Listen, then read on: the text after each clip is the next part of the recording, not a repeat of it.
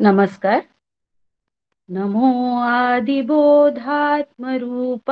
परेशा, नमो हंस नारायणा निर्जरेशा, नमो ब्रह्मदेवा वसिष्ठा श्रीरामा, नमो मारुती रामदासाभिरामा.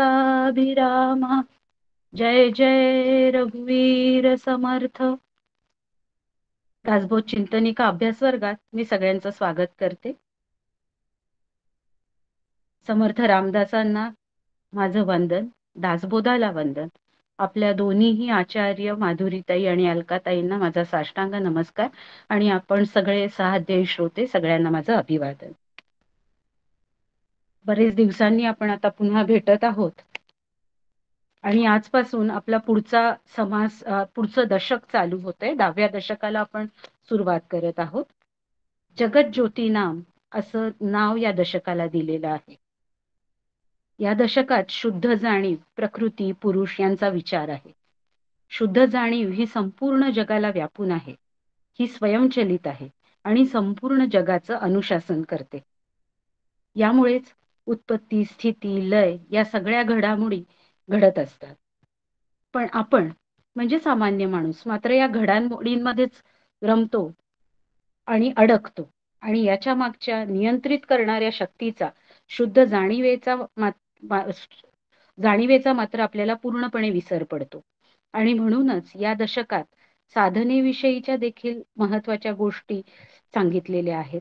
जगताच्या खऱ्या स्वरूपाची जाणीव, साधनेचं मर्म आणि वर्म, साधनेतून काय साधायचं आहे या साऱ्यांविषयी साधकांनी सतत जागरूक असावं म्हणून समर्थ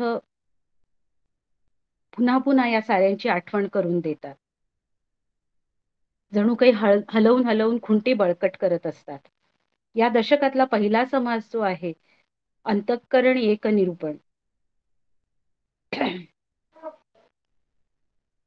जीव या दृष्टीने माणसामध्ये स्थूल यंत्रणा आणि सूक्ष्म यंत्रणा अशी व्यवस्था आहे. दोन्हीही आत्म्याच्या प्रकाशातच काम करतात.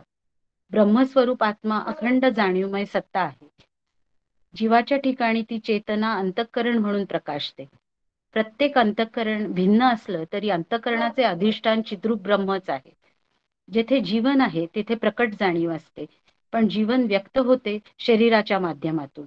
आणि म्हणूनच ज्या प्रमाणात शरीराचा विकास झालेला असतो त्या प्रमाणात जाणीवेचं विकसित स्वरूप प्रत्ययाला येतं. वासनेने, स्वार्थाने अंतःकरण मलिन होतं, तर सत्पुरुष अत्यंत निष्काम असल्याने ते सर्व जीवांवर आत्मानं प्रेम करू शकतात. तर संसारी लोक मात्र मलिन अंतःकरणाने दुःखी होतात. यावरील चिंतन आज सादर करणार आहे कुमारी नेहा निलेश धर्माधिकारी. आणखीन एक अगदी तरुण सहाध्यायी आपली. तिचं BAMS इंटर्नशिप सुरू आहे.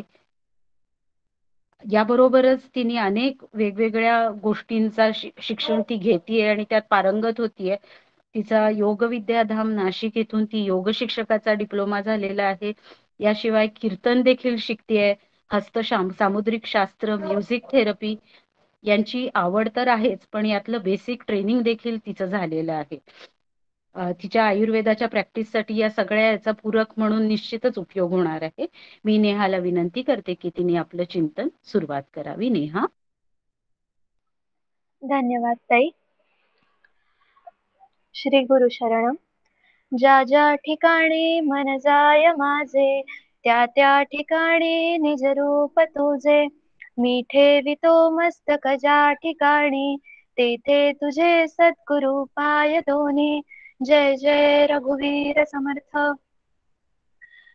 दशक 10वा, जगत ज्योतीचा. पुढची स्लाइड प्लीज.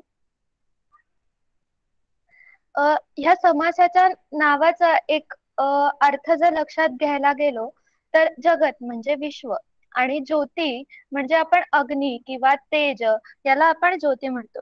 तर थोडक्यात असं की ह्या दशकामध्ये जे काही समास आलेत त्यामध्ये वैश्विक शक्ती किंवा वैश्विक तेज जे आहे, जी पूर्ण एक शक्ती आहे, त्याबद्दलचं निरूपण यामध्ये केलं आहे. नेक्स्ट. आता पहिला जो समास आहे त्याचं नाव आहे अंतःकरण एक.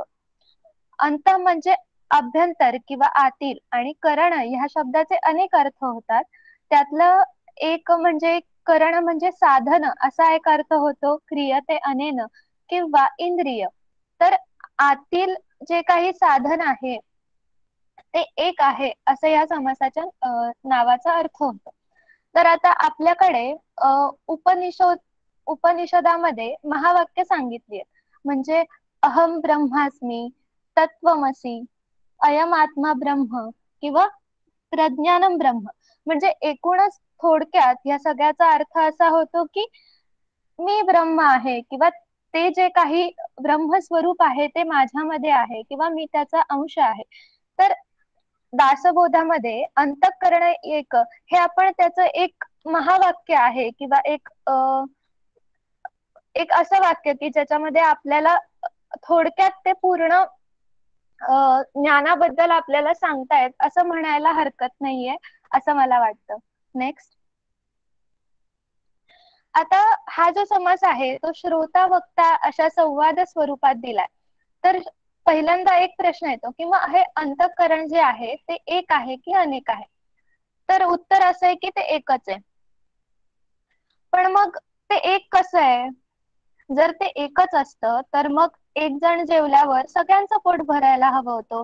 जर एक सुखी आहे तर मग म्हणजे जर ते एकच असेल तर एखादा माणूस सुखी आहे दुसरा दुःखी आहे असं का होतं? किंवा मग जर ते एकच असतं तर मग दोघांचे विचार का पटत नाही असा प्रश्न येतो. आणि जर ते अंतःकरण एकच असतं तर माझ्या मनात जे आहे ते समोरच्याला कळलंच असतं. माझं असं काही वेगळं गुपित राहिलं नसतं. आणि समजा समोर एक प्राणी आला म्हणजे आता साप आहे तर मग मला त्याची भीती का वाटावी जर मला माहिती असेल की तो आणि मी एकच आहे तर.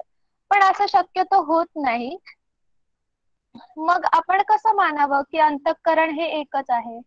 तर समर्थ अगदी सोप्या भाषेमध्ये सांगतात की अंतःकरण म्हणजे जाणीव. जाणीव म्हणजे काय की आपल्याला जे कळतं किंवा आपल्या ठिकाणचा स्वभावाची निरुक्ती कशी होती की स्वस्थित भाव जो आहे ते म्हणजे जाणीव आणि ते एकच आहे. आता जर आपण दुसऱ्या बाजूने विचार केला तर साप म्हणजे आपण सापाला पाहिलं तर साप आणि सापाने आपल्याला पाहिलं की तो फुत्कारतो. तो त्याला आपली भीती वाटते किंवा त्याच्या स्वतःच्या संरक्षणासाठी तो ते करतो आणि आपण तिथून पळतो तेही आपल्या स्वतःच्या संरक्षणासाठी. म्हणजे की दोघांच्या ठिकाणीची जी जाणीव आहे ती तशी पाहिली तर एकच आहे. आणि आपण आणखीन थोडा विचार केला तर आपण डोळ्यांनी पाहतो, जिभेने चव घेतो, ऐकतो, स्पर्श करतो, वास घेतो. हे जे काही आपल्याला ही जी सगळी काही जाणीव आहे किंवा हे जे आपल्याला कळतं ते एकाच प्रकारचं असतं. आता कोणीही पाण्याला हात लावला किंवा अग्नीला हात लावला तर त्याचा जो काही स्पर्श आहे तो थंड, उष्ण असा सगळ्यांना जाणवणारा तो सारखाच असतो. आता आवड निवड ही आपल्या सहज स्वभावानुसार वेगळी आहे पण जे ते सगळं ज्याला कळतं ते अंतःकरण जे आहे ते आतलं साधन जे आहे इंद्रिय आहे ते एकच आहे. म्हणजे ती जाणीव जी आहे ती एक आहे असं समर्थ सांगतात. ह्याच्यावर पुढे आपल्याला अद्वैतत्व सांगितलंय म्हणजे की वेगळं असं काहीच नाही एकच आहे. किडा मुंगी पासून ब्रह्मादिक समस्तांत अंतःकरण एक ये गोष्टीचे कौतुक प्रत्यय जाणावे श्रीराम. जाणीव म्हणजे अंतःकरण, अंतःकरण विष्णूचा अंश जाण, विष्णू करीतो पाळण येणे प्रकारे श्रीराम. आता अद्वैत तत्व म्हणजे काय तर किडामुंगी पासून जे कोणी आहेत म्हणजे मानव जात आहे किंवा प्राणी आहेत तर त्या सगळ्यांमधली जी जाणीव आहे म्हणजे आपण आतापर्यंत विचार करतो की नाही फक्त आपण माणसामध्ये ते बघायला पाहिजे तर तसं नाही. जे कोणते जीव आहेत त्या सगळ्यांमधली जी जाणीव आहे त्या सगळ्यांमधलं जे तत्व आहे जी शक्ती आहे ती एकच आहे असं आपल्याला समर्थ सांगतायत. आता ह्याच्यासाठी आपण प्रमाण म्हणजे की ह्याच्यासाठी दुसऱ्या काही ग्रंथांमधून समान अर्थाचे काही श्लोक आहेत. तर भगवंतांनी आपल्याला गीतेत सांगितलंय 15व्या अध्यायात की सर्वश्चाहं हृदि सन्निविष्टो मत मत्त स्मृती ज्ञानमपोहनंच, म्हणजे मी सर्वांच्या हृदयामध्ये स्थित आहे. ज्ञानेश्वर महाराज 10व्या अध्यायात सांगतात, जे जे भेटे भूत ते ते मानिजे भगवंत, हा भक्ती योगो निश्चिता जाण माझा. म्हणजे जे जे कोणी आपल्याला भूत भेटत आहेत किंवा जे आपल्या समोर आहेत त्यांच्यामध्ये भगवंत मानायचा आहे, हे आपल्याला ज्ञानेश्वर महाराजही सांगतात. आता जर आपण एक हे जे काही अद्वैत तत्व आहे किंवा अंतःकरण एक आहे हे समजून घेण्यासाठी एक उदाहरण पाहूयात. म्हणजे समुद्र, नदी, तलाव आणि ओढा, आता ह्या सगळ्यामध्ये जे पाणी आहे ते एकच आहे, फक्त त्याचं व्यक्त होण्याचं जे स्वरूप आहे किंवा प्रमाण आहे, व्याप्ती आहे, ती वेगवेगळी आहे. किंवा आपण लाईटचं उदाहरण घेऊ शकतो की आपण बटन दाबलं की लाईट लागतो किंवा पंखा लागतो, पण ती जी बटन दाबणारी शक्ती जी आहे ती एकच आहे. मग ती किंवा जो इलेक्ट्रिकचा पोल आहे त्याच्यामधली ती शक्ती एकच आहे, पण त्याच शक्तीपासून पुढे फॅन सुरू होतो किंवा लाईट लागतो किंवा वॉशिंग मशीन सुरू होतं. म्हणजे ती ज्या ज्या ठिकाणी तिला व्यक्त व्हायचंय तिचं त्या ठिकाणचं काम वेगळं असेल, पण शेवटी ती जी शक्ती आहे ती एकच आहे, फक्त ती व्यक्त वेगळी होते असं. त्यानंतर मग प्रश्न असा येतो की जर हे सगळं आहे, म्हणजे पूर्वीचेच सगळे प्रश्न की मग जर असं एकच आहे तर मग समोरच्याच्या मनातलं कळत नाही किंवा आपण प्राण्यांना घाबरतो वगैरे, मग असं का होतं? तर ते ती जाणीव कोणाला कमी असते कोणाला जास्त असते. आता पाणी म्हणजे पाणी थोडं असलं काय किंवा जास्त असलं काय ते पाणीच असतं, किंवा अग्नी लहान असला काय दिव्याचा किंवा मोठा असला काय तरी तो त्याला आपण अग्नीच म्हणतो, तो अग्नीच असतो. तसंच आपल्या जाणीवेत सुद्धा फरक असतो आणि तो आपल्यातल्या सत्व, रज आणि तम यांच्या प्रमाणानुसार बदलतो. ते आपण काय आहार घेतो किंवा आपण कशा प्रकारची आपली रोजची दिनचर्या आहे, आपण कुठे राहतो, कोणत्या माणसांमध्ये राहतो, त्यानुसार आपल्या त्या जाणीवेचं पोषण जे असतं ते होत असतं. आता त्यांनी ह्याच समासाच्या पुढे असा एक विषय दिलाय की आपला जो काही उत्पत्ती करता आहे तो ब्रह्मदेव आहे, या विश्वाचा पालन करता आहे तो विष्णू आहे, आणि लय ज्याच्यामुळे होतो तो रुद्र आहे. पुढची स्लाइड. तर असं ह्या समासामध्ये एकूण असं सांगत आहेत समर्थ की जे काही अंतःकरण आहे, जी जाणीव आहे ती तुम्हा आम्हा सगळ्यांमध्ये एकच आहे, फक्त ती आपल्याला किती आपल्याला ते माहिती आहे हे आपल्या सत्व रजतम गुणांच्या प्रपोर्शन वर ते ठरतं. मग आता जर ज्ञानाचा विचार केला, म्हणजे आता आपण ही सगळी माहिती घेतली, हा समाज वाचला, त्याच्यावर विचार केला, तर त्याचं आपल्याला ज्ञान झालं का? तर नाही, आपल्याला त्याची माहिती झाली. ज्ञान जे असतं ते स्मृती आणि अनुभवजन्य असं दोन प्रकारचं असतं. म्हणजे आपण जेव्हा ते ते अनुभवतो तेव्हाच आपल्याला त्याचं ज्ञान झालं असं म्हणता येईल. तर हे जे अंतःकरण एक आहे याचं ज्ञान तुम्हा आम्हा सगळ्यांना हो अशी मी सद्गुरुचरणी प्रार्थना करते. आता एक छोटासा दृष्टांत इथे द्यावासा वाटतो, म्हणजे ही कन्सेप्ट थोडी अजून समजायला सोपी होईल. आपण आपल्याला माहितीये की जी ही सृष्टी आहे ती पाण्यापासून निर्माण झाली आहे, मनुस्मृतीतही तसा उल्लेख आलेला आहे. तर हे जे पाणी आहे याचं आपण चार स्वरूप बघूयात. म्हणजे पाण्याचा बर्फ होतो, किंवा पाणी त्याच द्रव स्वरूपात असतं, किंवा पाण्याचाच नंतर मोती होतो, आणि पाण्यापासूनच मीठ आपल्याला मिळतं. तर आता ह्या चार ज्या अवस्था आहेत त्या आपण आपल्या जीवनामध्ये कोणाशी कम्पेअर करू शकतो असं पाहिलं तर यातलं जे बर्फ स्वरूप आहे त्याला आपण संत म्हणू शकतो. म्हणजे आता पाणी हे वैश्विक शक्ती किंवा परमात्मा किंवा देव असं आहे की ज्याच्यापासून सगळी सृष्टी निर्माण झाली आहे. तर त्याचं जे बर्फाचं स्वरूप आहे ते आपल्याला दिसतंय ते संत स्वरूप असं आपण म्हणू शकतो.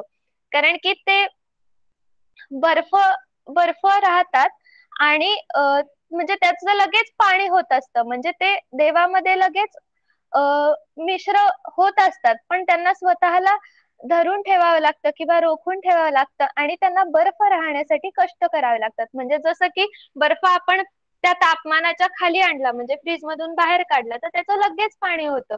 पण तिथे ठेवला की त्याचा बर्फ होतं. म्हणजे असं त्यांचं फ्लेक्झिबल स्वरूप असतं. आता असे झाले संत. म्हणजे आता आपण म्हटलं तर रामकृष्ण परमहंस किंवा स्वामी विवेकानंद हे जे सगळे काही आहेत ते बर्फ स्वरूपातले म्हणजे किंवा त्या ह्याच्याशी आपण कम्पेअर करू शकतो. त्यानंतर पुढचं येतं की जल म्हणजे द्रवजल म्हणजे की ज्याला आपण शक्ती किंवा देव असंच म्हटलेलं आहे. त्यानंतर पुढचं येतं मीठ. आता आपल्याला सगळ्यांना माहितीये की आपल्याला समुद्रापासून मीठ मिळतं. मग आता हे आपण सर्व मिठासारखे आहोत. म्हणजे ते पाणी होऊ शकतो, पण तसं होण्यासाठी आपल्याला कोणीतरी चिमटीत उचलून पाण्यात टाकावं लागतं.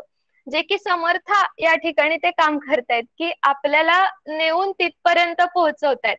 आणि आपण कसं असतो की ते पाणी जर आटलं तर पुन्हा ते मीठ खारट होऊन जातं. म्हणजे आपल्याला आपला जो सज्जनांचा किंवा तो जो काही सहवास आहे तो सुटला की पुन्हा आपण पहिल्यासारखं होतो. तर म्हणून आपण त्यांच्या बरोबर राहायला हवं. म्हणजे आपण कायम हे जे काही त्यांनी आपल्याला सांगितलंय किंवा दासबोधाच्या रूपाने ते आपल्यापाशी आहेत त्यांच्या सहवासामध्ये आपण कायम राहिलो तर आपण पाण्याचं स्वरूप होऊ शकतो किंवा त्या दिशेने वाटचाल करू शकतो. आणि मोती हा एक आणखीन एक प्रकार म्हणजे की आपण शिंपल्यामध्ये स्वतःला बंद करून घेतलेलं असतं ह्यांनी. म्हणजे मग आणि एक गोष्ट म्हणजे शिंपला बंद केल्यामुळे त्याचं पुन्हा एकदा जर मोती झाला तर त्याचं पुन्हा पाणी होणं शक्य नसतं आणि ते खूप वेळ लागतो. म्हणजे त्याचं पाणी होतच नाही. तर असे काही प्रकारचे लोक असतात की जे ज्यांना आपण अभक्त किंवा असं म्हणू शकतो की ज्यांना ठरवून पण आपण त्यांचं पाणी करू शकत नाही. तर असे हे 4 प्रकारचे जे आहेत त्याच्यातलं आपलं जे आहे ते मीठ आपण ह्याच्याशी कम्पेअर करू शकतो. आणि जर आपल्याला अंतःकरण एक किंवा अहम ब्रह्मास्मी असा जर अनुभव घ्यायचा असेल किंवा सोप्या भाषेमध्ये राम म्हणता रामाची होई जय हा जो तुकारामांचा अभंग आहे त्याप्रमाणे आपल्याला अनुभव घ्यायला हवा असेल तर आपण जलरूप किंवा द्रवरूप जो काही समुद्र दासबोध रूप आपल्याकडे आहे त्याचा कायम आपण साथ केली पाहिजे. त्याच्या बरोबर राहिलं पाहिजे. समजून घेतलं पाहिजे आणि अखंड अभ्यास केला पाहिजे. ध्यान साधन केलं पाहिजे. अशी आणि ते आपल्याकडून नेहमी अखंड घडत राहो अशी सद्गुरुचरणी प्रार्थना करते. आजची जी काही सेवा झाली ती समर्थचरणी अर्पण करते. जय जय रघुवीर समर्थ. नेहा खूप छान अभ्यासपूर्ण आणि प्रेझेंटेशनच्या रूपात पीपीटीच्या रूपात पुन्हा हे केल्यामुळे सोपं सोपं होत जातं सगळं समजायला इतरांना.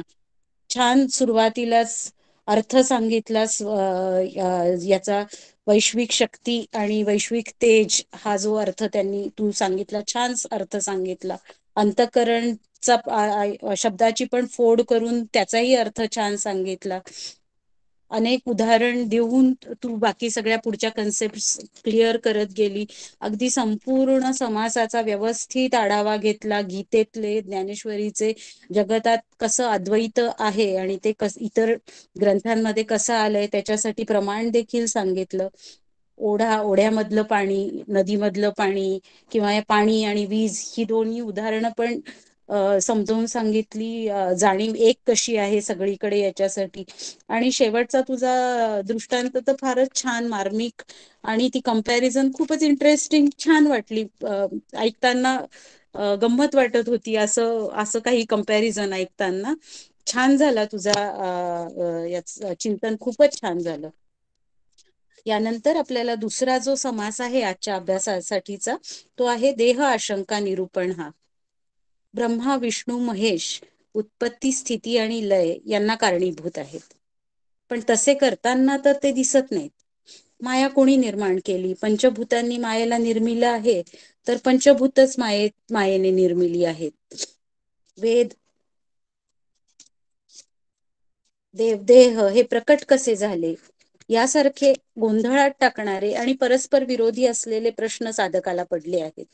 तेच प्रश्न या समासात विचारले आहेत. या वरील विवेचन सादर करण्यासाठी मी आमंत्रित करते प्राजक्ताला. प्राजक्ता श्रौती ही आपल्या अनेक वेगवेगळ्या अभ्यास वर्गांचं अतिशय समर्थपणे ऍडमिन म्हणून त्याचं फंक्शनिंग सांभाळत असते. आपल्या सगळ्यांना ती परिचितच आहे. डॉक्टर काकांची अनुग्रहित आहे आणि शिवथरघळीतल्या अनेक शिबिरांच्या आयोजनामध्येही तिचा सक्रिय सहभाग असतो. त्याशिवाय वेब ऍप्लिकेशन डेव्हलपमेंटचा व्यवसाय सांभाळून हे सगळ्या जबाबदाऱ्या ती पार पाडत असते. मी प्राजक्ताला विनंती करते की तिने आपल्या चिंतनाला सुरुवात करावी. प्राजक्ता. धन्यवाद आरतीताई. सदाशिवसमारंभां शंकराचार्य मध्यमाम् अस्मदाचार्य पर्यंतां वंदे गुरुपरंपराम्. मला वाटते अंतरी त्वावसावे, तुझ्या दासबोधासी त्वा बोध व्हावे. अपत्यापरी पाववी प्रेमग्रासा, महाराजया सद्गुरु रामदासा. जय जय रघुवीर समर्थ.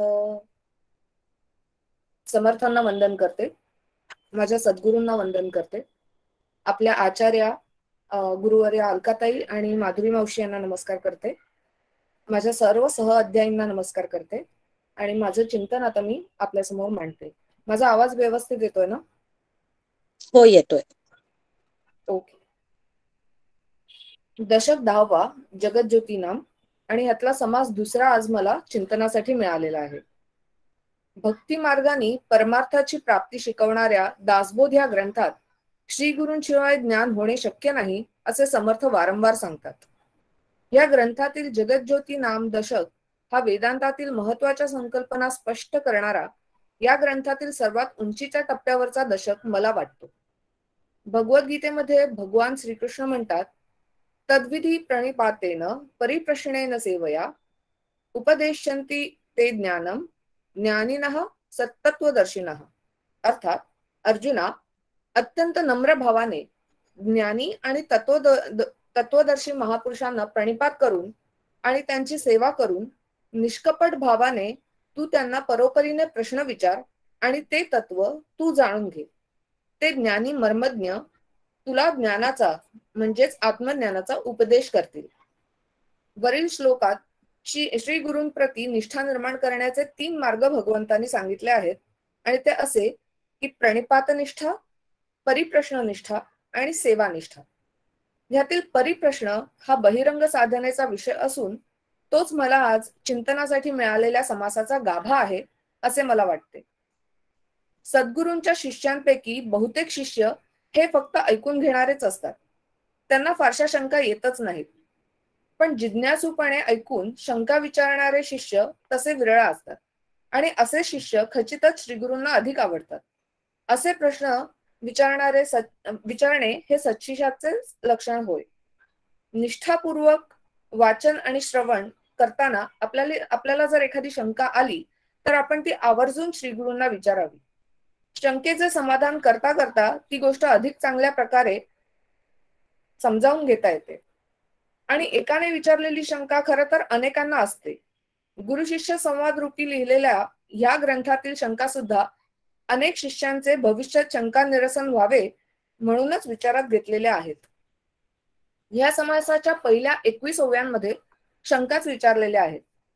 आधीच्या समासात ब्रह्मदेव, विष्णू आणि रुद्र यांचे त्रिगुणांवर असणारे स्वामित्व तसेच जाणीव आणि नेणीव त्यांच्याशी असलेला संबंध श्री समर्थांनी समजावून सांगितला आणि सांगितले की ब्रह्म म्हणजे जाणीव नेणिवेचा प्रांत, विष्णू म्हणजे शुद्ध जाणीवेचा प्रांत आणि रुद्र म्हणजे नेणिवेचा प्रांत.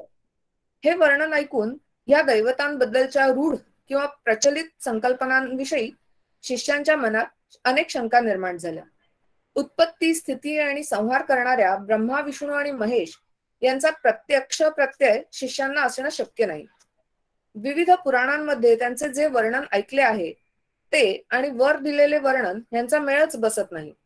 शिवपुराण, विष्णू पुराण तसेच विविध पुरातन ग्रंथांमधील वर्णन सुद्धा एकमेकांशी विसंगत आहे. ह्याविषयी कोणाला विचारायला जावे तर त्यांना ते आवडत नाही. पण श्रोत्रिय, ब्रह्मनिष्ठ आणि दयाळू असणारे श्रीगुरु हे स्वतः मर्मज्ञ अर्थात अनुभवी असल्याने ते शास्त्र जाणतात आणि शास्त्र वचनांची प्रचिती सुद्धा त्यांनी घेतलेली असल्यामुळे दयाळूपणे ते शिष्याची तळमळ ओळखून त्यांचे शंका निरसन करू शकतात. परंतु हे काय गौडबंगाल आहे ते मला समजले पाहिजे अशी प्रामाणिक तळमळ शिष्याची असायला हवी.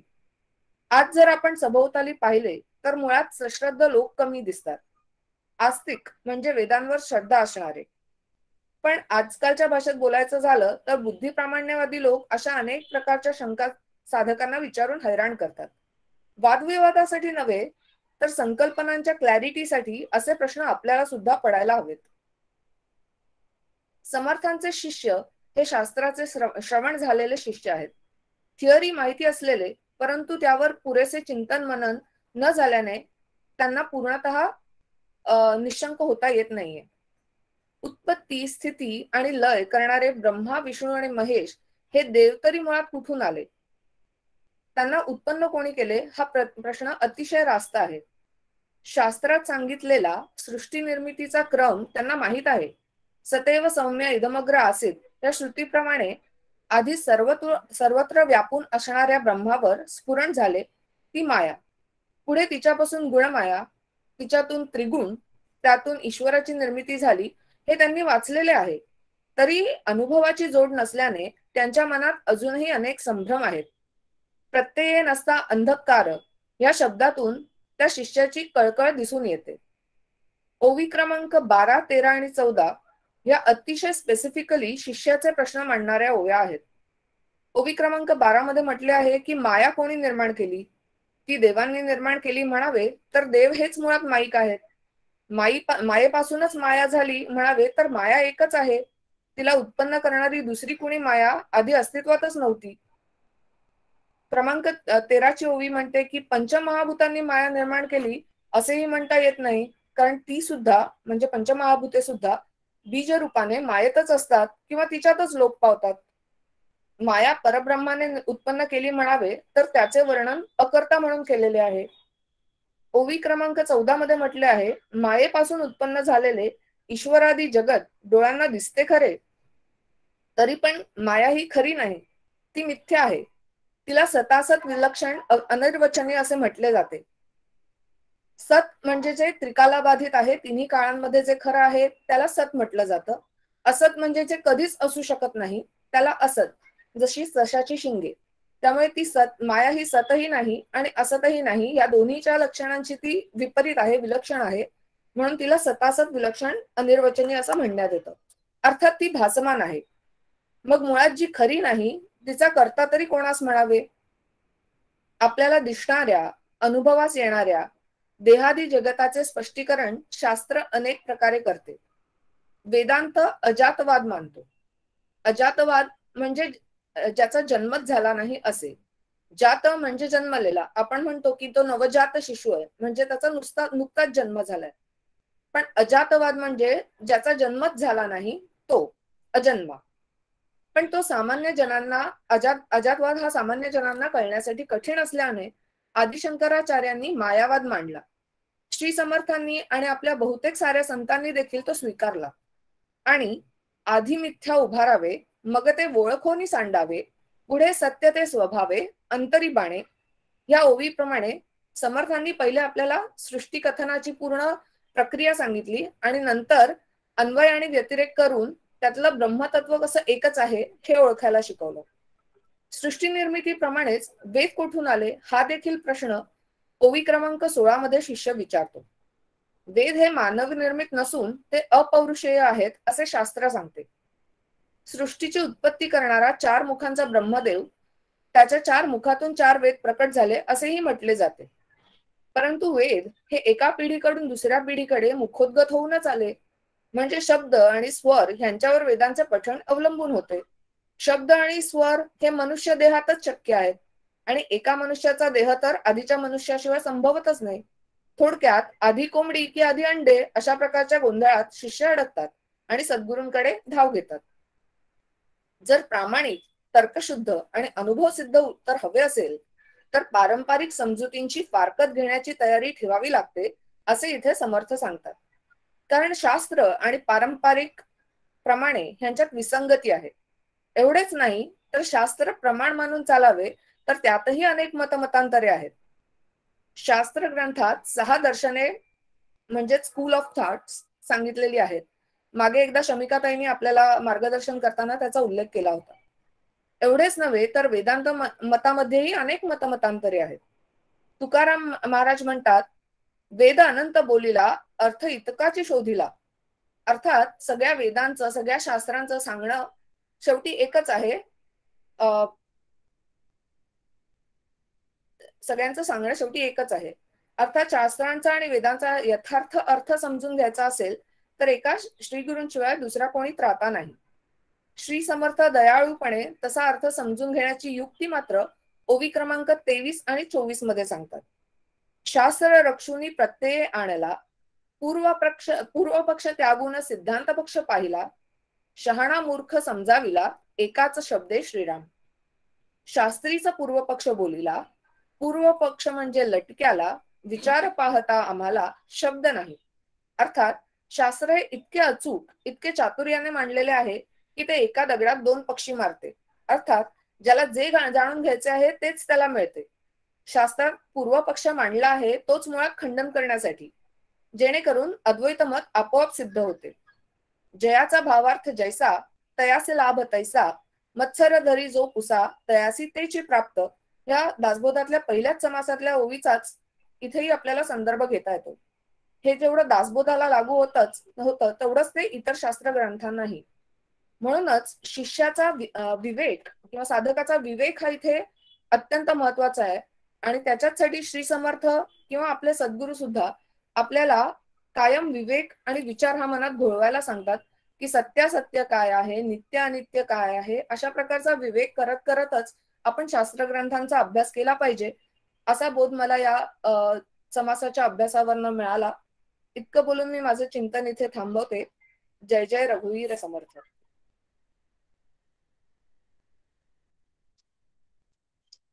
प्राजक्ता, खूप छान. अभ्यास पूर्ण झालंच.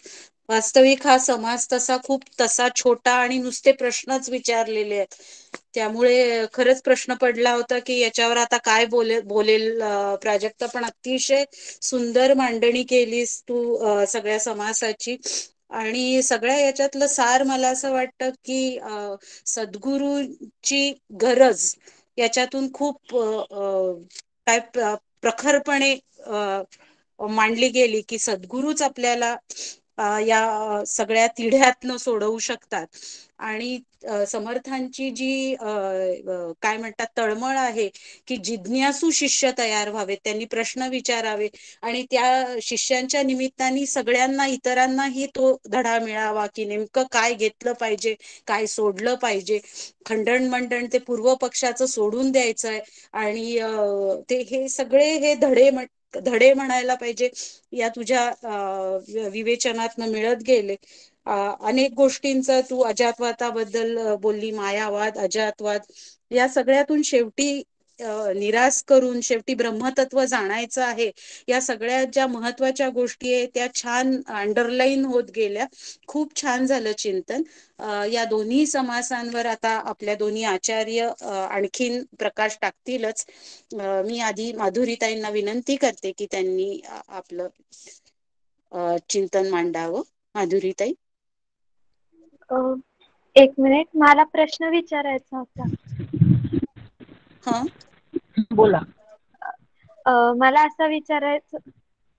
मला विचारायचं होतं की पहिल्या समासाच्या शेवटी जो काही विष्णू, रुद्र आणि ब्रह्म यांचा उल्लेख आलाय की जो पालन करतो, निर्माण करतो. तर त्याचा म्हणजे त्याच्यामध्ये अद्वैतत्व पण सांगितलंय त्या समासात. आणि नंतर पुन्हा असा उल्लेख म्हणजे का बरं केलाय, त्यामुळे मला ते थोडस समजलं नाही, त्याच्यावर सांगा. आपले आचार्य उत्तर देतीलच याच्यावरती. मी माधुरीताईंना विनंती करते. माधुरीताई. जय जय रघुवीर समर्थ.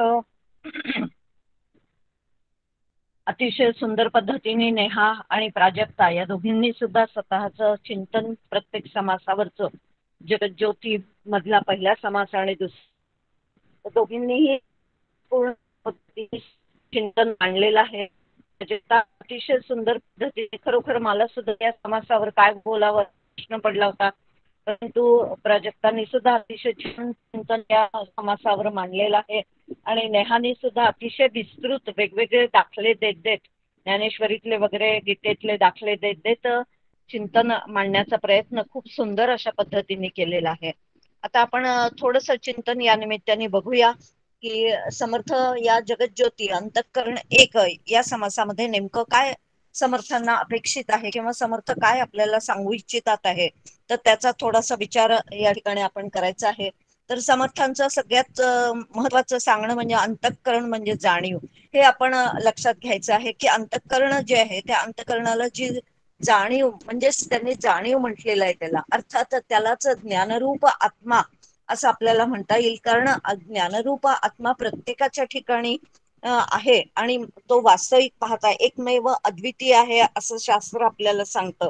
आणि त्यामुळे त्या ठिकाणी अंतःकरण एक याचा अर्थ त्यांनी, कारण उपनिषदामध्ये सुद्धा त्या संदर्भात मार्गदर्शन केलंय की सर्वम इदम विभाती, की या जगज्योतीमुळेच किंवा या आत्म्यामुळेच आपल्याला जे काही ज्ञान होत आहे, कारण तो ज्ञान स्वरूप आत्मा म्हणजे जाणीव जी आहे ती प्रत्येकाच्या अंतःकरणात आहेच. आणि प्रत्येकाच्या अंतःकरणात ती जाणीव आहेच, पण ती जाणीव प्रत्येकाच्या स्वभावानुसार त्या ठिकाणी काय होते तर किंवा भावानुसार प्रत्येकाचा भाव जो काही आहे.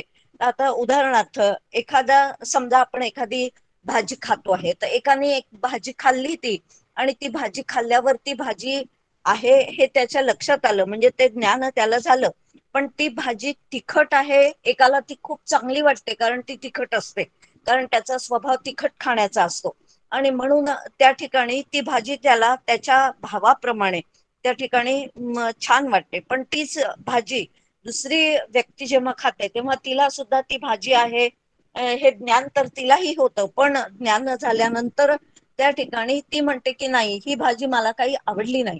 म्हणजेच काय की भाव जो आहे, प्रत्येकाची अभिव्यक्ती जी काही आहे, जसं नेहानी सांगितलं आता सुरुवातीलाच की वास्तविक पाहता वीज नावाचं तत्व एकच आहे, पण वीज नावाचं तत्व जरी एक असलं तरी ती कशातनं प्रगट होते आहे, म्हणजे व्यक्त होते याच्यावरती त्या ठिकाणी की ती कूलर मधनही प्रगट होते, ती हीटर मधनही प्रगट होते, ती बल्ब मधनं किंवा पंख्यामधनं प्रगट होते. म्हणजे प्रगट होण्याचं साधन जे काही आहे, म्हणजेच अभिव्यक्ती जी काही आहे ती वेगवेगळी आहे.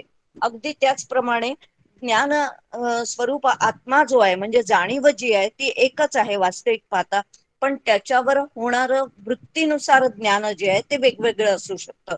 म्हणून ज्ञानरूप आत्मा आणि त्याच्यावर होणारं जे ज्ञान आहे ते ज्ञान म्हणजे वृत्ती ज्ञान आहे. तर ते वृत्ती ज्ञान प्रत्येकाच्या स्वभावानुसार, प्रत्येकाच्या आवडीनिवडीनुसार हे वेगवेगळं असू शकतं.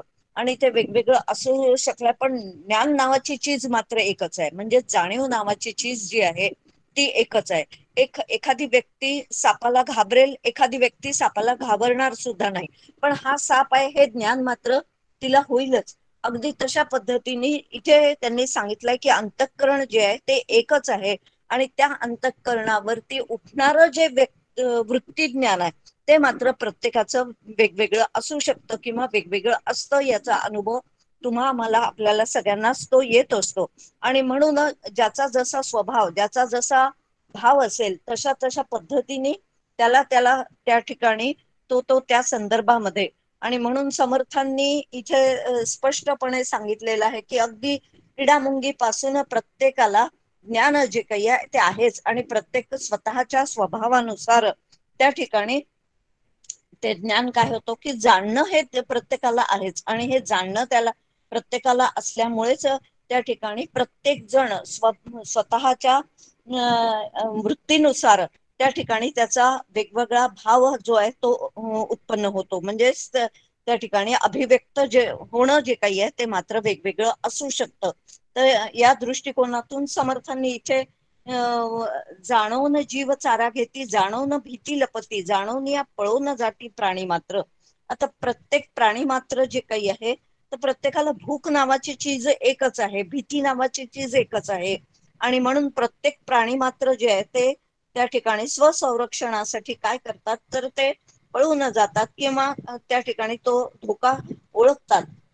अशा पद्धतीने समर्थांनी हे जे अंतःकरण एक आहे या दृष्टिकोनातून हा विचार केलेला आपल्या लक्षात येतो. आणि म्हणूनच ते म्हणतात की क्रीडामुंगी पासून ब्रह्मादिक समजतास अंतःकरण एक, ये गोष्टीचे कौतुक प्रत्यय जाणावे. प्रत्यय घेऊन याचा काय करावा तर अनुभव घ्यावा, असं ते म्हणतात की जाणीव ही प्रत्येकाच्या अंतःकरणात आहेच आहे. म्हणजेच ज्ञान जे आहे ते प्रत्येकाच्या अंतःकरणात त्या ठिकाणी आहेच आहे, आणि ते ज्ञानच वेगवेगळ्या पद्धतीने वैशिष्ट्य त्याचं जे काही आहे ते प्रकट होत असतं. आणि म्हणून लहान थोर कोणीही असलं त्याला अग्नी काय किंवा पाणी काय, तर अग्नी जो आहे तो त्याचं तेज जाणवतं, किंवा पाणी जे आहे त्याचं त्या थंडपणा जो आहे तो त्याला जाणवतो. तर हे सगळं जाणवणं जे आहे हे त्या ठिकाणी त्या जाणीव नावाच्या या घटकापासूनच ते सगळं उत्पन्न होत राहतं. आणि म्हणून मग इथे आता हा प्रश्न नेहानी जो का विचारलेला आहे की वास्तविक पाहता प्रत्येकाच्या अंतःकरणात जाणीव नावाचं तत्व एकच आहे, पण मग प्रत्येकाला वेगवेगळ्या अशा पद्धतीने अभिव्यक्त का होतं. तर हे जे काही इथे सत्व, रज आणि तम ह्या 3 गोष्टी सांगितलेल्या आहेत की सत्वाचा विष्णू पालन करता किंवा ब्रह्म जो आहे तो उत्पत्ती करता आणि संहार करता जो या ठिकाणी सांगितलेला आहे शंकर. तर प्रत्येकाच्या अंतःकरणात हे 3 गुण असतातच, आणि ह्या 3 गुणांच्या द्वारे अभिव्यक्ती जी आहे ती प्रत्येकाची वेगवेगळी आहे, आणि प्रत्येकाची वेगवेगळी असल्यामुळेच त्या ठिकाणी एखादा सत्वगुणानुसार ती गोष्ट तो अभिव्यक्त करतो, एखादा रजोगुणानुसार ते अभिव्यक्त करत असतो. म्हणजे त्यातला प्रभावी गुण कोणता आहे त्या गुणानुसार त्या पद्धतीने ते अभिव्यक्त होत असतं. किंवा एखादा सातत्याने नकारात्मक विचार करतो कारण त्याच्यामध्ये नकारात्मक शक्ती जी काही आहे ती जास्त आहे, पण नकारात्मक शक्ती जास्त असल्यामुळे तो नकारात्मक पद्धतीने विचार करताना दिसतो. एखादा सत्वगुणांनी विचार करणारा दिसतो, किंवा एखादा रजोगुणी असेल तर ज्याच्यामध्ये जो गुण प्रभावी असेल त्याप्रमाणे तो याची अभिव्यक्ती जी काही आहे तर तशा पद्धतीने तो करत असतो. आणि म्हणून मला असं वाटतं की इथे हे जे काही नेहानी विचारलेला प्रश्न आहे त्या प्रश्नाचं उत्तर या दृष्टिकोनातूनच आपल्याला देता येईल की वास्तविक ज्ञान प्रत्येकामध्येच आहे, पण ते ज्ञान व्यक्त कसं करावं, म्हणजे त्याला कसा त्याचा अनुभव येतो, त्या गुणांनुसार त्याला तो अनुभव येतो, कारण तो गुण त्याचा तशा पद्धतीने प्रभावित असतो. आणि त्या दृष्टिकोनातूनच समर्थांनी या ठिकाणी हे सत्व, रज आणि तम या तिन्ही यांचे जे सांगितलेले आहेत तर त्या दृष्टिकोनातूनच सांगितलेले आहेत असं मला वाटतं. यावर अलकाताई आणखीन प्रकाश टाकतील. आणि त्याच्या पुढचा समास जो आहे देह आशंका निरूपण, हा देह आशंका निरूपण सुद्धा की असं जर का आहे पण मग हा ब्रह्मा 4 हाताचा किंवा 4 मुखाचा वगैरे हे सगळं जे काही सांगितलंय की पालन करता विष्णू आपण 4 हाताचा म्हणतो किंवा ब्रह्मा 4 मुखांचा म्हणतो, तर असं आम्हाला काही सुद्धा आढळत नाही, किंवा केवळ हे एक शास्त्र सांगतं म्हणून आम्ही तसं मानायचं का वगैरे हे सगळे प्रश्न जे आहेत हे शिष्याच्या अंतःकरणामध्ये निर्माण होतात.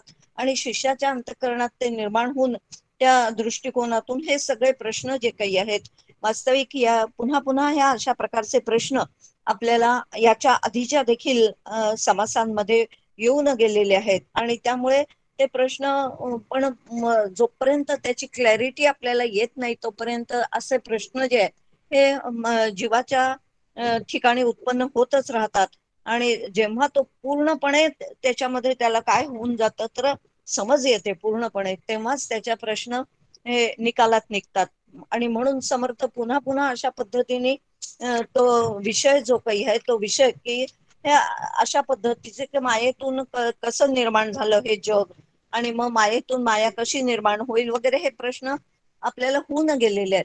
पण याची उत्तर समर्थांनी खऱ्या अर्थाने पुढच्या समासात तर दिलेलीच आहेत. पण हे असे प्रश्न आपल्या अंतःकरणात निर्माण होणं आणि त्याची क्लॅरिटी आपल्याला पुन्हा पुन्हा होत जाणं, हाच समर्थांचे हे सगळे समास सांगण्याचा हेतू जो काही आहे तो मुळातला हे आहे की शिष्याच्या मनात एकही प्रश्न आता शिल्लक राहता उपयोगाचं नाही. आणि जोपर्यंत प्रश्न शिल्लक आहेत तोपर्यंत खऱ्या अर्थाने त्याला आत्मज्ञान जे काही आहे ते आत्मज्ञान होऊ शकणार नाही.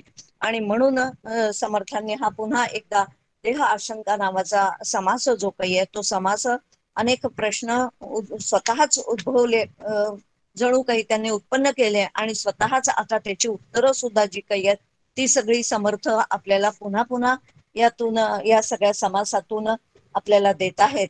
आणि म्हणून हे शास्त्रांमधला विरोध सुद्धा आपल्याला पुष्कळदा दिसून येतो. तर त्या ठिकाणी त्याची उत्तरं जेव्हा पूर्व पक्ष जे काही आहे ते पूर्व पक्ष बाजूला सोडून उत्तर पक्ष आपण पाहतो तेव्हा उत्तर पक्षामध्ये खऱ्या अर्थाने त्याची उत्तम पद्धतीने काय केलेली असते म्हणजे सिद्धांत पक्षाने मांडणी केलेली असते. आणि ती मांडणी जर का पूर्णपणे आपल्याला पटवून घेता आली, समजली, आणि तर मग आपल्या अंतःकरणात पुन्हा पुन्हा अशा प्रकारचे प्रश्न निर्माण होणार नाहीत. पण समर्थांनी अशा हे प्रश्न निर्माण करून स्वतःच्या म्हणजे स्वतःच्या या अर्थाने की आपल्या सगळ्यांच्या साधकांच्या मनामध्ये जे प्रश्न निर्माण होतात त्याची उत्तरं समर्थ तुम्हा आम्हाला या ठिकाणी देत आहेत. या दृष्टिकोनातून या दोन्ही समासांचा विचार जो काही आहे तो विचार आपल्याला पाहता येऊ शकतो. आणि मला असं वाटतं की आता अलकाताई याच्यानंतर सांगतील, पण सगळ्यात महत्वाचं की जाणीव नावाचं तत्व जे आहे ते सगळ्यांमध्ये सारखं आहे, फक्त ते जाणीव कशा पद्धतीने प्रगट होते त्या गुणांच्या प्रभावानुसार ती प्रगट होत असते. आणि म्हणून वेगवेगळी जाणीव प्रत्येकाच्या अंतःकरणातून प्रगट होताना आपल्याला दिसते. एवढं बोलून मी वाणीला विराम देते. झालेली सेवा समर्थांच्या चरणी अर्पण करते आणि वाणीला विराम देते. जय जय रघुवीर समर्थ. माधुरीताई धन्यवाद. तुम्ही नेहमीच छान समजावून सांगता सगळं. जाणीव म्हणजे ज्ञानरूप आत्मा आहे हे अगदी काय म्हणतात सोप्या भाषेतलं त्याचं व्याख्या सांगितली. जाणीव म्हणजे ज्ञानरूप आत्मा ही, पण ती प्रकट होताना मात्र प्रत्येकाच्या भावानुसार होते आणि त्यामुळे त्यात वेगळेपणा येतो. हे तुम्ही रोजचं जे उदाहरण दिलं, जेवताना एखाद्याला एकच भाजी एकाला खूप आवडते, एकाला आवडत नाही, एकाला तिखट लागते, एकाला खूप आवडीने खातो, याच्या उदाहरणावरून अगदी सहज रोजचं उदाहरण होतं त्याच्यावरनं समजावून सांगितलं. ज्ञान व्यक्त होताना प्रत्येकाच्या गुणानुसार रजतम किंवा सत्वरजतम त्या पद्धतीने जो त्याचा वरचढ असेल गुण त्याप्रमाणे ते व्यक्त होतं. हे छान समजावून सांगितलं तुम्ही. हे मुळामध्ये समर्थ अनेक याच्यामध्ये प्रश्नोत्तरांच्या स्वरूपात शिष्यांच्या तोंडून ते प्रश्न जे वदवून घेतात ते आपलंच म्हणजे आता आपल्यासारख्या वाचणाऱ्यांच्या मनातल्या शंका पूर्ण निघून जाव्यात याच्यासाठी याची तर पुन्हा पुन्हा प्रचिती येतच राहते की कुठच्याही शंका मनात राहू नये याच्यासाठीच समर्थ हे सगळं परत वारंवार पुनरावृत्ती झाली तरी सुद्धा पुन्हा पुन्हा एकच विषय घोटून घेतायत आपल्याकडनं. याच्यावरती अलकाताई आणखी घोटून घेतील हे सगळे दोन्ही विषय. मी अलकाताईंना विनंती करते की त्यांनी याच्यावर मांडावं. अलकाताई. जय जय रघुवीर समर्थ. थोडं एक किचकट समाज समजून घ्यायला खूप छान चिंतन दोघींनी व्यक्त केले, नेहानी आणि प्राजक्ताने आज अतिशय सुंदर शास्त्रशुद्ध बैठक तयार केली आणि लक्षात आलं की सद्गुरूंच्या चरणी शास्त्राभ्यास केल्यानंतर विषयाची मांडणी कशी करावी. अतिशय सुंदर झाली. नेहाचा सुरुवातीचा विषय खूप चांगला झाला, पण मला एक थोडं तिने विचारलेल्या प्रश्नाचं उत्तर मी तुला देते. तू असं पहिल्यांदा विचारलं ब्रह्मा विष्णू महेश, त्याचं उत्तर देणार आहे, पण त्याच्या आधी एक शेवटचा जो विषय मांडला की ज्याच्यामध्ये पाणी, बर्फ, मीठ आणि मोती हे 4 गोष्टी दिल्या. कोणत्या ग्रंथातून घेतला हा विचार मला माहिती नाही, कारण शास्त्रांनी हा ग्रंथ, शास्त्र जेव्हा एखादा दृष्टांत मांडतं, सिद्धांत मांडतं, तेव्हा सिद्धांतासाठी वापरलेली जी गोष्ट आहे, म्हणजे समजा पाणी असेल तर शास्त्र 4 पाण्याचे प्रकार वापरेल. म्हणजे जल म्हणजे जे पाणी स्वरूपात आहे, बर्फ घन स्वरूपात आहे, बाष्प जे वायू स्वरूपात आहे, आणि त्याचे झालेले मेघ जे पुन्हा वर्षाव करणारे आहेत, आणि मग त्यांना संत म्हटलेलं आहे. म्हणजे एका समान तत्वाचे 4 भाग शास्त्र घेतं. त्यामुळे हा कोणत्या ग्रंथातून घेतलेला विचार आहे मला कळला नाही. तू मांडण्याचा खूप चांगला प्रयत्न केलास, पण ते 2 सत्ता भिन्न आहेत. मोतीची सत्ता भिन्न आहे. तो भले सागरामध्ये तयार होऊ दे, पण तो जलतत्वाचा नाही. जलतत्वामध्ये असणारा काही घन पदार्थ जो किडा आहे त्याच्यावर होणारा तो परिणाम आहे.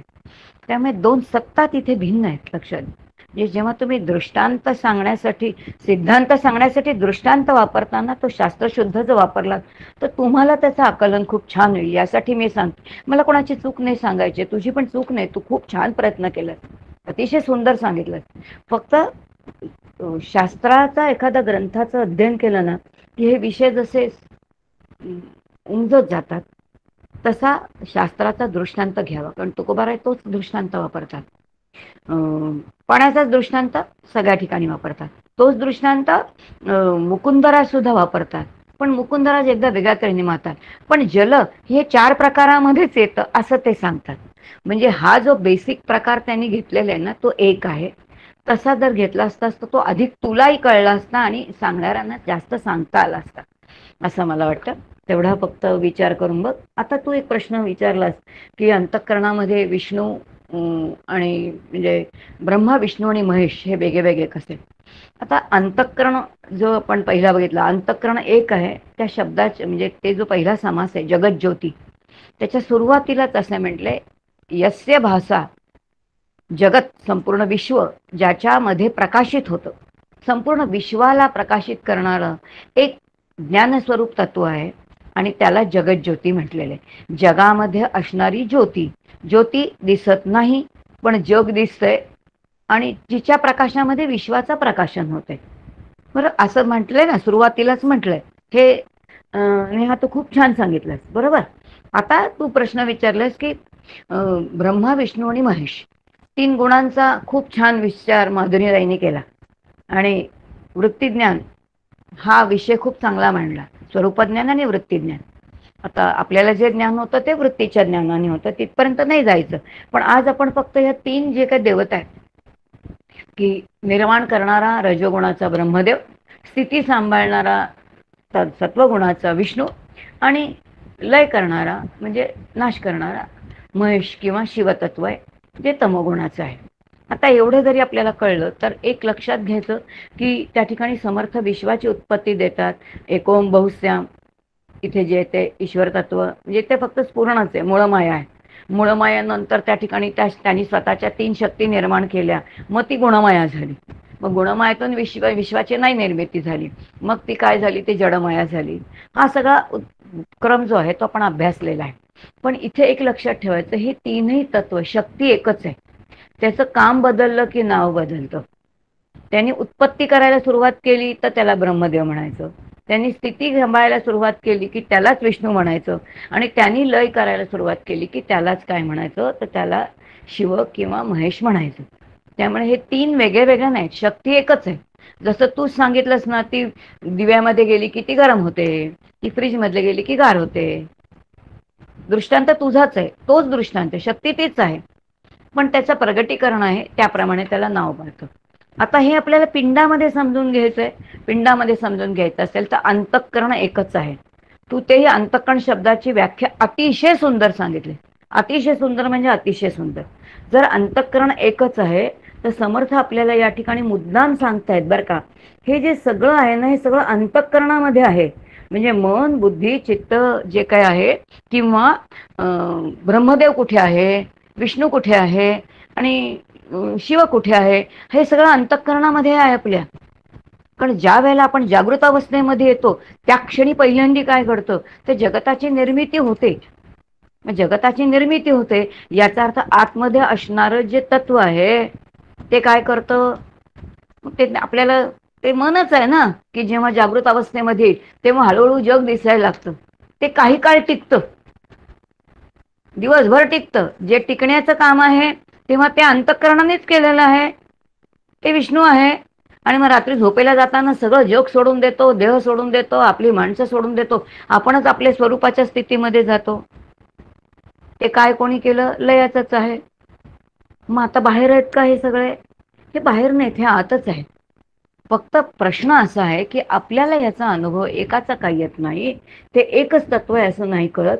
कारण आपलं मन विश्वमन नाही, शांत आहोत आपण. शरीराने इतके संकुचित झालेलो आहोत. व्यापनोती इथे विष्णू, जे तत्व विश्वाला व्याप्त होतं ते विष्णू आहे. जसं माझ्या अंतःकरण वृत्ती जर व्यापक व्यापक व्यापक झाली, जसं आकाश सगळ्यांना व्यापून घेईल, तसं जर आपण व्यापक झालो तर दुसऱ्यांच्या मनामधलं काय चाललंय हे सहज उलगडलं जाईल. संतांच्या चरणी अनुभव येतो की नाही, प्रश्न घेऊन जातो आणि उत्तर आधीच मिळून जातात, आपल्याला विचारावंच लागत नाही. कारण त्यांचं मन विश्वमन झालेलं आहे, व्यापक झालेलं आहे. आपलं आहे का? कारण आपण शांत आहोत, मर्यादित आहोत. कारण आपल्या बुद्धीवरती काही पुटं आहेत वासनांची, आणि त्यामुळे ते शुद्ध मलिन नाही, शुद्ध नाही ना, आपलं मलिन आहे. म्हणून आपलं विश्वमन होत नाही. पण कधीतरी आपल्याला अनुभव येतो की नाही, आपण व्यापक झालोय असा आपल्याला येतो. मग तर ही जाणीव एक आहे असं म्हटलंय बरं का. जाणीव म्हणजे समजणं. काका नेहमी म्हणतात बघा, पंचज्ञानेंद्रियांनी मला गोष्टी दिसतात, डोळ्यांनी बघून कळतं, कानाने ऐकून कळतं, स्पर्शाने स्पर्शज्ञानाने कळतं, रसनेनी चवेनी कळत. हे कळणं जे आहे ते एक आहे, ज्याला शास्त्रांनी संवित म्हटलेलं आहे. आणि ती जाणीव म्हणजे ते शुद्ध ज्ञान किंवा ते आत्म्याचं स्वरूप. माधुरीताईंनी सांगितलं आता ते जर मला समजायचं तर सगळ्यांना एकच आहे की नाही. एक खूप छान परवा लेख वाचलाय, का संतांचा लेख होता बरं का. ते म्हणाले सगळ्यांना एकच जाणीव आहे. बघा, एखादा राजा असेल तो त्याच्या पत्नीला भोगतो आणि अन्न खातो. एखादा दरिद्री झोपडीमधला आहे तोही त्याच्या पत्नीचा भोग घेतो आणि त्या झोपडीमध्ये तो भाकरी आणि चटणी खातो. एखादा गुहेमधला सिंह आहे तो त्या सिंहीसाठी रत होतो आणि तोही त्याचं एखादं अन्न खातो. अन्न खाल्ल्यानंतर पोट भरण्याची किंवा क्षुधा शांत होण्याची जाणीव सगळ्यांची एक आहे. भोगाची जाणीव एक आहे, सुखाची जाणीव एक आहे, दुःखाची जाणीव एक आहे. म्हणून अंतःकरणाची जाणीव शुद्ध एकच आहे. आता त्यात बदल काय आहे तो आपल्या वासनेनुसार आहे, आपल्या सगळ्यामुळे आहे. आणि म्हणून माऊलींनी सुंदर सांगितलं. हे कसं समजून घ्यायचं? माऊली म्हणतात, सर्वांची हृदय देसी मी अमुका आहे ऐसी, जी वृत्तीस पुरे अहर्निशी ते वस्तुगानी. समर्थ म्हणतात, प्रत्येक जीवाच्या ठिकाणी किड्या मुंग्यांपासून जीवांपर्यंत 84 लक्ष जीवांपर्यंत अहम अस्मी, मी आहे, मी आहे, मी आहे. याचा अर्थ माझ्या अस्तित्वाचं भान मला आहे. हे भान असणं म्हणजेच काय आहे, तर ते भान आपण सतत सांभाळून ठेवतो. हे भान सांभाळून ठेवण्याचं काम विष्णू करतो. याचा अर्थ माझी सतत अहम अस्मी ही शुद्ध जाणीव, हेच माझं स्वरूप आहे. आणि तो व्यापक झाला की आपण सर्व व्यापक होऊ शकतो. म्हणजे आपल्याला या ठिकाणून नुसतं समजायचं. म्हणून त्यांनी म्हणजे जाणण्याची बुद्धी ब्रह्मदेव आहे. मग जाणीव जी आहे तो पालन करणारा विष्णू आहे. याचा अर्थ काही गोष्टी आपण सांभाळतो ना, त्या आपण आपल्याला लावून घ्यायच्या. मग हे सगळं कुठे आहे, तर हे आपल्या सूक्ष्म देहात आहे. हे पहिल्यांदा समजून घ्यायचं. म्हणून ब्रह्मदेव, विष्णू आणि महेश हे तिन्हीच्या तिन्ही आपल्याच काय आहे, तर आपल्याच सूक्ष्म देहामध्ये आहे. आणि सूक्ष्म देहामध्येच काय आहे तर ह्याची आपल्याला काही जाणीव म्हणजे आपल्याला ते समजतं. आणि म्हणून या ठिकाणी पहिल्यांदा सगळ्यांचं अंतःकरण एक आहे हे आपल्याला अशा प्रकाराने समजून घ्यावं लागेल की सगळ्यांना सुखाची जाणीव एक आहे, दुःखाची जाणीव एक आहे. भूक लागल्यानंतर एकच होतो, वेदना पोटात दुखतं, सगळ्यांचं पोट दुखतं. पोटात दुखल्यानंतर काय होतं सांगता येतं का? नाही, ते सांगता नाही येत. पण ते सगळ्यांना तेच होतं. एखाद्या पाठीवरती फटका मारला, माझ्या पाठीवरती फटका मारल्यानंतर ज्या वेदना मला होणार आहेत तोच फटका कुत्र्याच्या पाठीवरती मारल्यानंतर त्याला होणार आहेत. पण मी जर विश्वमन, माझं मन व्यापक झालं, माझ्यामधला सत्वगुण वाढला, माझ्यामधला विष्णू तत्व व्यापकत्व जर वाढलं, तर त्या कुत्र्याला मारल्यानंतर जसं बघितलं ना, कोणाच्या संतांच्या चरित्रामध्ये पाठीवरती फटके मारले आणि वळ कोणाला उठले, माऊलींच्या पाठीवरती उमटले. आता हे का घडलं? कारण विश्वमन एक आहे, विश्वमन एकच आहे, पण आपल्याला तशी अनुभूती नाही. आणि तशी अनुभूती व्हावी यासाठी समर्थांनी हे सगळं सांगितलेलं. पण आता ते अवघडच आहे, कारण हे सगळं पुन्हा या ठिकाणी समर्थ किती नकळत आपल्याला सांगतायत की जीव असू दे किंवा ईश्वर असू देत, म्हणजे ब्रह्मदेव, विष्णू आणि महेश हे तिघही मायेच्या प्रांतातले आहेत. आणि जीवाचं मन, बुद्धी आणि अहंकार हे सुद्धा मायेच्याच प्रांतातलं आहे, जे त्या तिघांचं स्वरूप आहे. मग मायेचं स्वरूप आहे तर ती माया आपण स्वीकारलेली आहे. ती का स्वीकारलेली आहे? प्राजक्तांनी छान सांगितलं. असच्य व्यावृत्ती म्हणजे सतासत विलक्षण असणारी ती माया, नंतरचा तो विषय आहे, म्हणून ते प्रश्न काढलेले आहेत. त्यामुळे या ठिकाणी पहिल्यांदा आपल्याला काय सांगितलं की आपल्याला विष्णूची उपासना करून थोडं व्यापक होणं आहे, आणि व्यापक झाल्यानंतर आपण सर्वसमावेशक होऊ शकू. हा विचार त्या ठिकाणी ब्रह्मदेव होणं म्हणजे चारी दिशांना बघणं. आणि चारी दिशेनं काय बघायचं? माझा निर्माता कोण, माझं स्वरूप कोण, हे बघणारा जो कोण आहे, म्हणून तो चार दिशाला बघतो. त्याला चार तोंड ह्याच्यासाठी आहे, ते प्रतिकात्मक आहे, ते समजून घेतलं पाहिजे. आणि विश्व म्हणजे एखाद्या गोष्टीचं लय झाल्याशिवाय दुसरी निर्मितीच नाहीये. माझं शैशव संपल्याशिवाय बालपण नाही, बालपण संपल्याशिवाय तारुण्य नाही, तारुण्य पण संपल्याशिवाय गृहस्थाश्रम नाही, गृहस्थाश्रम संपल्याशिवाय वृद्धत्व नाही, वृद्धत्व संपल्याशिवाय जरा नाही. एक एक एक एक संपणं ना इथंच आहे. रोजचा एक दिवस संपल्याशिवाय दुसरा येतो की नाही? तो प्रकृतीचा नियम आहे, ते आपलं स्वरूप आहे, समजून घ्यावं लागेल. आणि म्हणून शिवई कुठे आहे? तर आपल्याच आतमध्ये या सगळ्या ईश्वराची अभिव्यक्ती आपल्या आतमध्येच आहे, असं हे आपल्याला समजून घ्यावं लागेल. हे पहिल्या समासामध्ये म्हणजे अंतःकरण सगळ्यांचं एक इथे सांगितलं. आणि मग दुसऱ्या ह्याच्यामध्ये आपण जर बघितलं तर छान प्राजक्तांनी तो विषय फारच छान मांडला, म्हणजे शास्त्रशुद्ध मांडला. आणि मुळामध्ये वेद जे आहेत, तो वेद म्हणजे काय आहेत? वेद म्हणजे अक्षर आहे, अक्षर म्हणजे शब्द आहेत, शब्द आकाशाचा गुण आहे. मग तो वेद निर्माण करणारा कोण आहे? शेवटी प्रगटीकरण चैतन्याशिवाय नाही, म्हणून वेदांना प्रगट करणारा सुद्धा चैतन्यच आहे, चैतन्याला प्रगट करणारा सुद्धा चैतन्यच आहे. म्हणून देहाशिवाय देह निर्माण होत नाही. म्हणजेच काय आहे की देव जो आहे, देवा शब्दाची व्युत्पत्ती आपण अनेक वेळेला बघितली, अनेक व्युत्पत्ती त्या ठिकाणी पाहिल्या की असणं हे त्याचं स्वरूप आहे. म्हणजे जसं दिव्याच्या प्रकाशात दिसतं आणि देवाच्या प्रकाशात कळतं, देवा शब्द सुद्धा ज्ञानस्वरूपच दाखवणारा आहे. आणि म्हणून आपल्याला लक्षात घ्यावं लागेल की देह आणि देही काय फरक आहे? देहा वाचून देही वाचून देह नाही, म्हणजेच देवा वाचून देह नाही. याच देहामध्ये देव नावाचं तत्व आहे, किंवा याच देहामध्ये देही नावाचं तत्व आहे, या शरीरामध्ये शरीरी नामाचं तत्व आहे. मग निर्माण वेद त्यांनी केले, मग वेदातून काही निर्मिती झाली आणि काय जे काय आहे ते सगळी जे काय म्हणजे ओंकारच दिले त्यांनी. वेद मातृके विना नाही, म्हणजे अक्षरा विना नाही. आणि वेदांमध्ये अक्षर म्हणजे ओंकार हे त्याचं स्वरूप आहे. म्हणून ओंकारा हा सुद्धा देहाशिवाय नाहीच.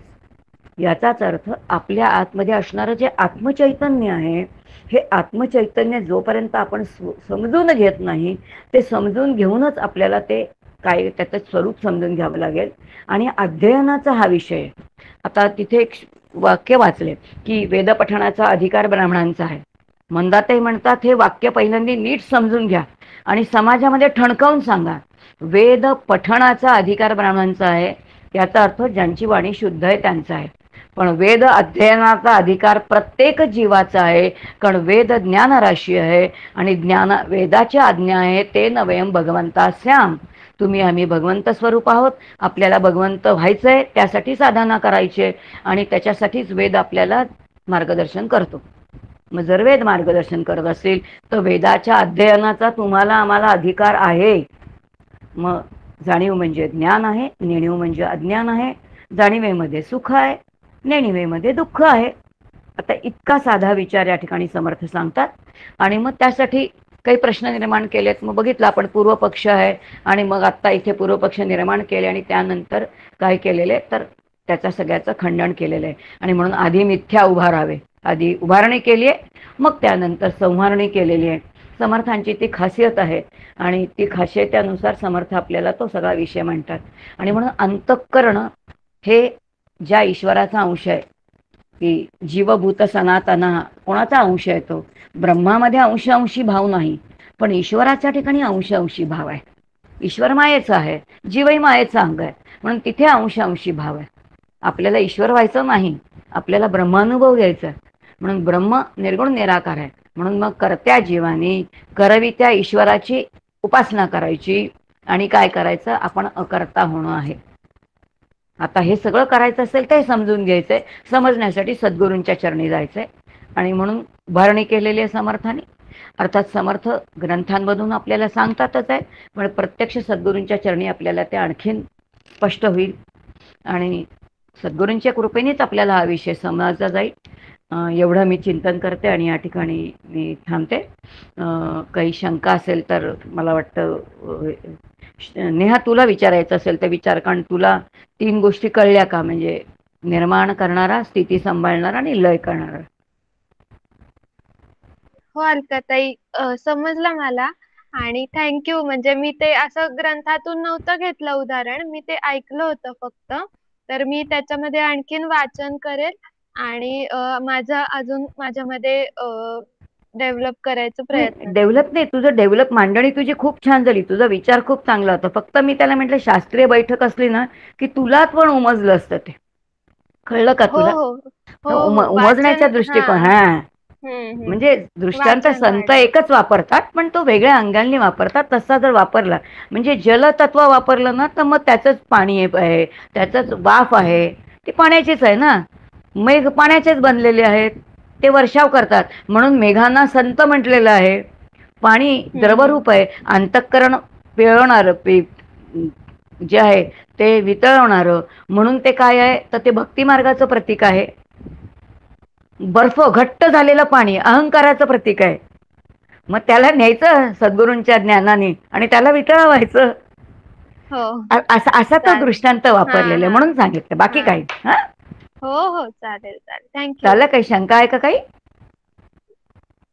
झालेली सेवा समर्थांच्या चरणी समर्पित करते आणि या ठिकाणी थांबते. जय जय रघुवीर समर्थ. अलकाताई खूप धन्यवाद. तुम्ही बारीक बारीक गोष्टी अगदी पुन्हा पुन्हा सांगून क्लिअर करत गेलात. मुख्य शास्त्रीय शुद्ध मांडणी करताना गोंधळ होऊ नये यासाठी काय दक्षता घ्यायला पाहिजे याची जाणीव करून दिलीत. कारण ती सगळ्यांसाठीच उपयोगी होणार आहे. सगळेच आम्ही नवीन आहोत अशी गल्लत होऊच शकते, त्याची जाणीव झाली इथे. सृष्टी निर्मितीची प्रक्रिया पुन्हा एकदा सांगितलीत आणि अंतःकरणाविषयी पण त्या कसं हे आहे ती पण मांडणी छान समजलं आम्हाला. मी आहे म्हणजे माझ्या अस्तित्वाचं भान असणं ही जाणीव आणि हे माझं स्वरूप आहे. पण ते व्यापक करण्यासाठी ही साधना करायला पाहिजे, अभ्यास करायला पाहिजे. हे पुन्हा काय या सगळ्या गोष्टी पुन्हा पुन्हा जाणीव होत जाते या गोष्टींची.